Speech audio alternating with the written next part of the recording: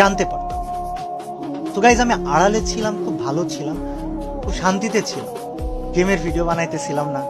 একটা সময় ছিল ভিউজের জন্য যা খুশি তাই করতেছিলাম, এটা ক্রেজ পাইতেছিলাম, ফেম পাইতেছিলাম, সাবস্ক্রাইবার্স পাইতেছিলাম, টাকা ইনকাম হচ্ছিল। তোমরা একটা বিষয় কি জানো, হয়তোবা এগুলো আমি আর করবো না। মানে কিছু পরিবর্তন, কিছু চেঞ্জ, কিছু জিনিস আছে, এগুলো না বলাই থাক। পরিকল্পনা আমি কাউকে বলবো না, শুধু আল্লাহ জানে আর আমি জানি। তবে তোমরা হয়তো একসময় দেখতে পারবে। বাট আমি না কিছুদিন আছি, এগুলো সমাধান করতে হবে। ফার্স্ট অফ অল ফ্রি ফায়ারকে টোটালি আনব্যান করতে হবে, অথবা যেই আংশিক কার্যক্রম নিষিদ্ধ এই অধ্যাদেশটা এনে দিতে হবে। এবং এটা অফিসিয়ালদেরকেই করতে হবে, আমাদেরকেও করতে হবে না, অন্য কাউকেও করতে হবে না। এবং এটা করাই লাগবে। যদিও অফিসিয়াল আমাকে বলেছে যে হ্যাঁ, এই টুর্নামেন্টের আগে আমরা বিষয়টা বুঝতে পারি নাই, টুর্নামেন্ট শেষে অবশ্যই আমরা করব।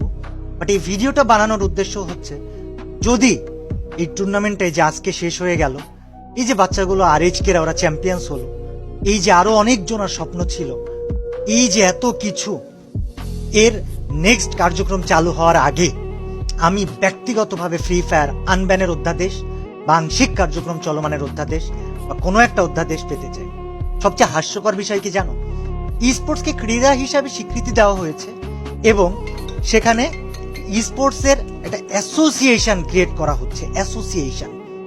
এই অ্যাসোসিয়েশনে সবাই, সব কমিউনিটি থেকে সব অফিসিয়ালদেরকে বা কমিউনিটির মাথাদেরকে ওই অ্যাসোসিয়েশনটা করার জন্য ইনভাইট করা হয়েছিল।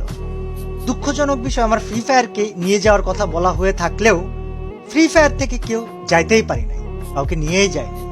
এই টাইমে আমি সৌদি আরবে বসে, এবং কেউ আগায় এসে এই কাজটা করবে যে আমাদেরকে অ্যাসোসিয়েশনের মিটিংয়ে কেন নেওয়া হয় নাই, কেউ আগায় আসে নাই। তো তখন আমি বলেছিলাম যে আমি দেশে ফিরি, আমি দেখতেছি।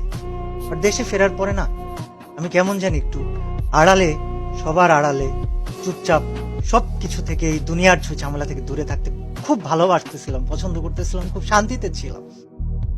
তবে আমি এই কমিউনিটিটাকে একটা দিকে ঠেলে দিয়ে তারপরে হয়তো চলে যাব।